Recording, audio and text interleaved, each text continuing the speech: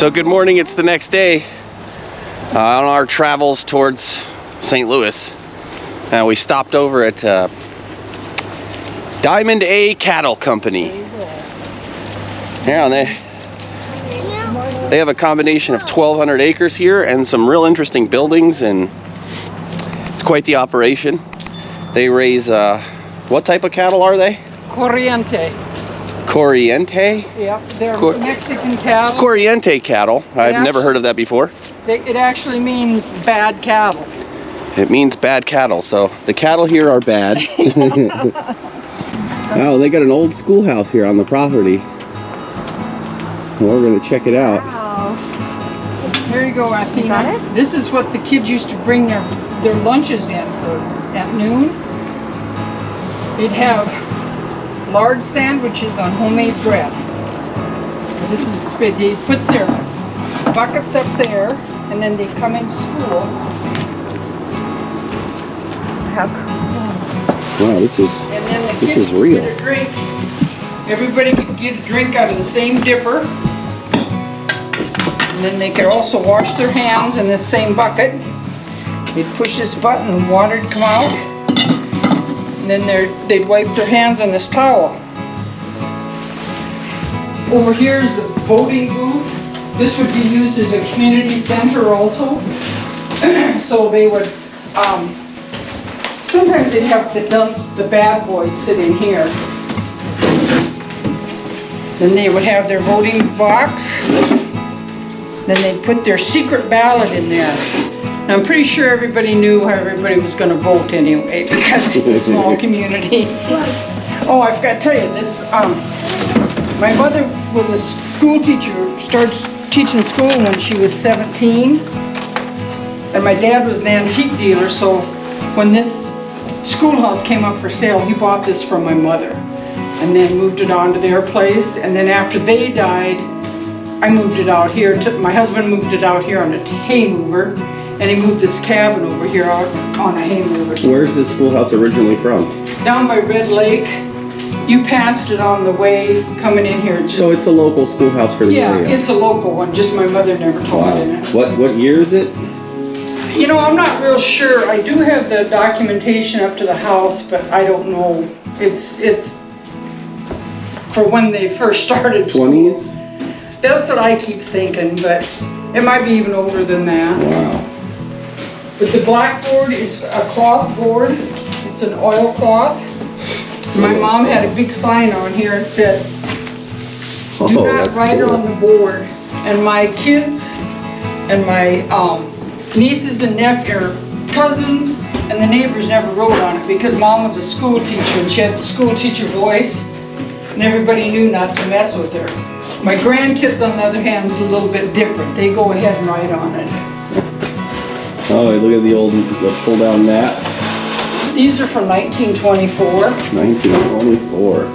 And, wow, look at that. Look at this. Africa looks a little different now. Yeah, exactly. Because when I was in 8th grade in 1964, we were studying Africa. So we'd study it. The next week we'd come back. Be pretty much all new countries, it seemed like, just because it was changing so much. Look at that. This one is so cool. They got the little inkwell. I have a naughty granddaughter, and she was the oldest one. She always had a pointer stick. She'd come up here, and she made the holes in here by hitting the pointer stick up against the map. Bacon's Standard Map of North America. Yeah, 1924. Wow. Then this is a projector. Oh, look at that thing.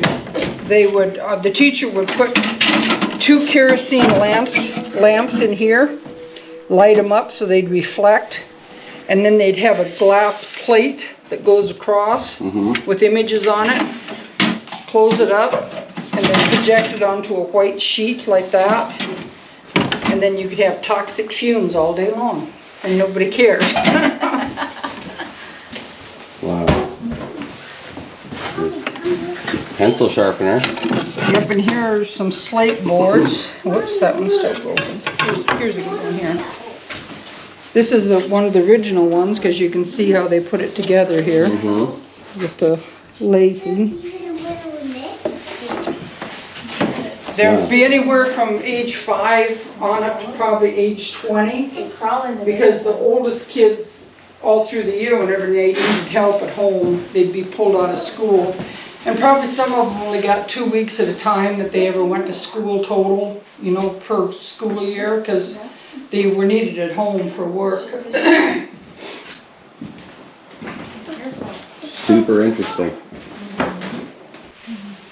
You see the turtle here? That's where a turtle used to live. That was his house. Where is it now? He must have died. But see, that's where his head would be. And then his legs would stick out here. Classroom printer from 1932. The kids would get to play with it. They'd take this top off and put their ink in here. And then, like, here's an Eskimo. A stamp for an Eskimo. They'd put that on there, get the ink on it, and then stamp it on their papers. For things to use. I should take that home tonight, but of course I couldn't do it. Yeah, I'm gonna take this home today and see if I can figure it out. My husband Tucker's grandparents started the whole place. There's 2 sections. It's a, what do you call this? Like a shanty village? This is a shanty here, and it's on the original site. The house was called a shanty, and the original shanty would have been from that white over to this white, and it had to be I think 12 by 14. Well, what is, now I have a definition in my head what a shanty is. What's a shanty? That's a small house. But yeah. Who would live there? Everybody did. Everybody lived in a small house. It was just a small house. It was an economical thing? No, it was what they had. The only thing they had. Yeah, this is what they built. But we can go check it out. Look at it.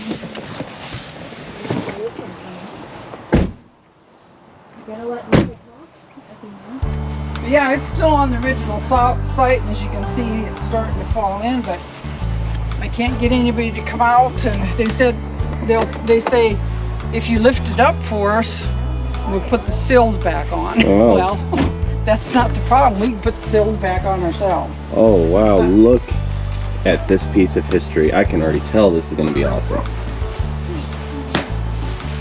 But Whoa. they were supposed to, so this right here was the original place, and then the upstairs. So the people slept upstairs. But they said the regulations for the Homestead Act, when you came out here, you had to have a building that was 12 by 14, except the government forgot to say 12 by 14 inches or 12 by 14 feet. So some people took a 12 by 14 block of wood, painted it like a house, and put it on the corner of the section so that they could fulfill it, because they had to stay here for 5 years. And then they could claim the property. Yeah. Wow. So this is the picture my father-in-law and my husband had. Here's a mustache cup. They would have the mustache with the wax on it. Yeah. And then this was supposed to protect the wax from falling in there and somehow keep it cool, which doesn't make a whole lot of sense to me. But evidently it worked, because there's a lot of these. I think it's more of a gimmick, because this is the only one I've ever seen. I've had antique guys come out and they don't know what it is. But you'd grab this when you go out to milk your cows. You get out there, sit on your stool, then put this between your legs so that you can put your bucket in there. Oh. But it was given as a gift at Christmas time from a creamery in Puckwana. And so I think it was more of a gimmick type thing. I don't think that, and it's really actually kind of hard to pick, not hard, but inconvenient to pick it up and take it out to the barn with you, and I don't think you get that much use out of it. This table and chair, and then there's a dresser in the other room that is the original pieces. That thing there, when Dad and Mom died, we didn't know what it was, but My sister and I said, It's a loom, is it? no. No. We said we can keep it because we can. So I kept it, I had no idea, and then I saw in a magazine one exactly like this. So I don't know whether it's homemade or not, but I know there's at least 2 in the world.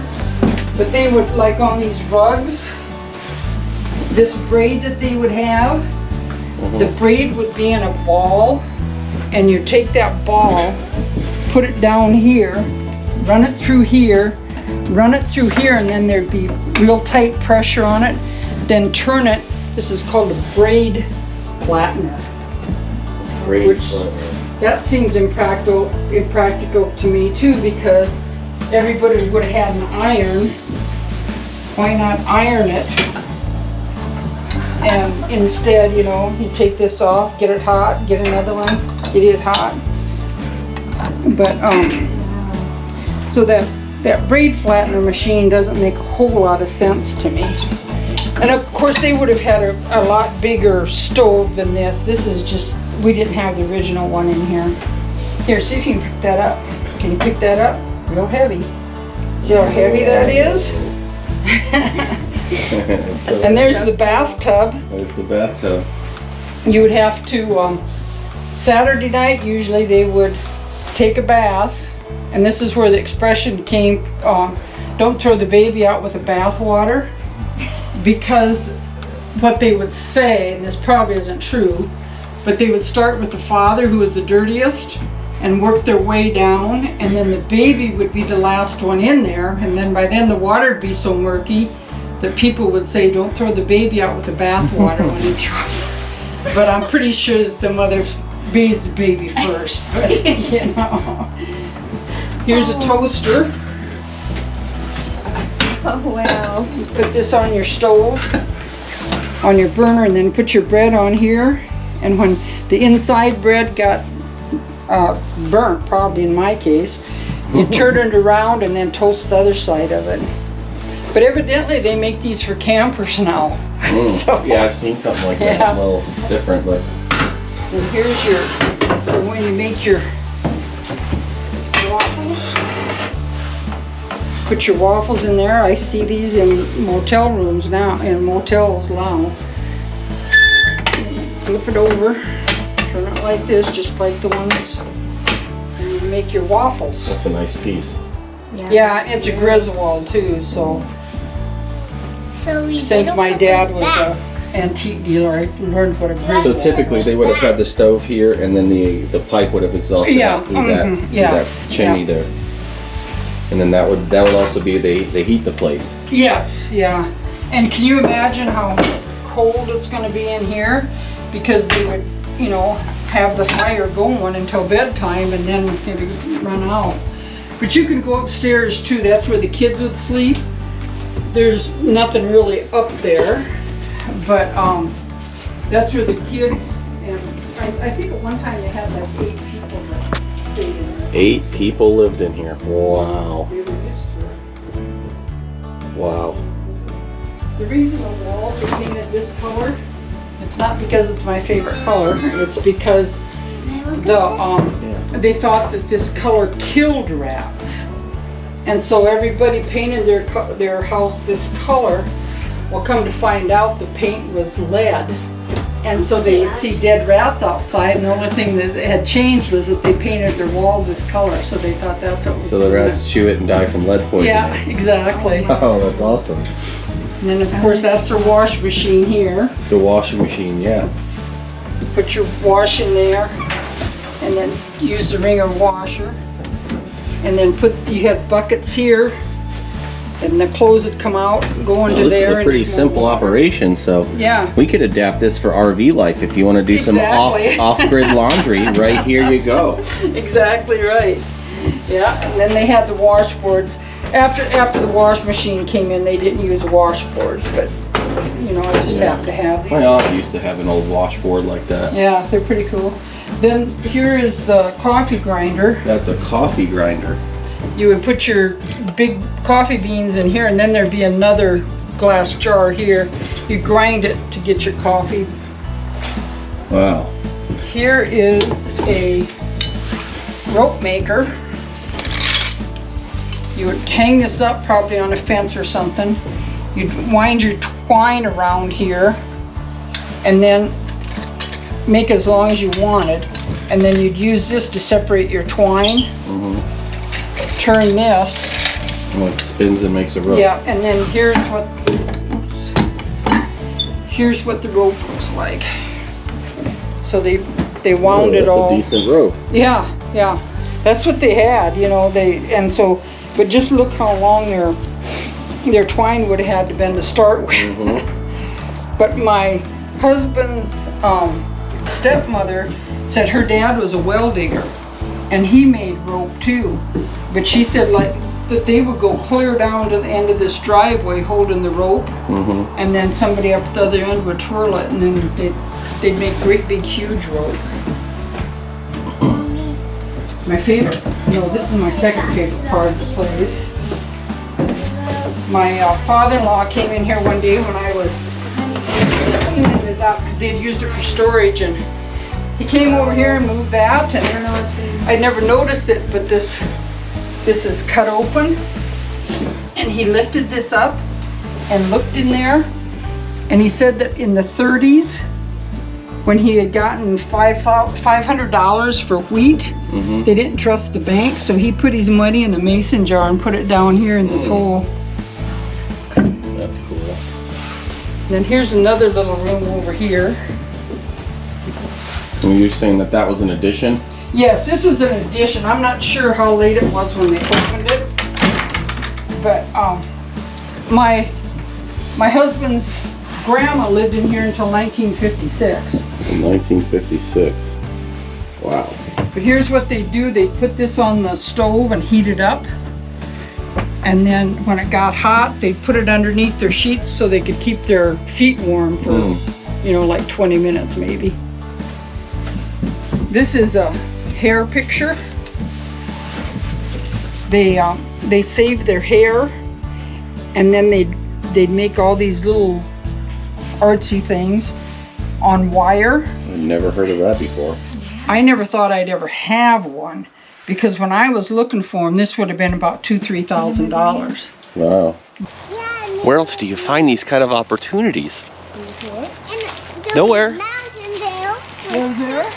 Thank you, Harvest Host. Up and down, up and down. Yeah, this is another Harvest Host day. One circle, two circles. We do enjoy them. Like, If you want to be a member of Harvest Host, there's a link in the description below. Get yourself a discount on your membership.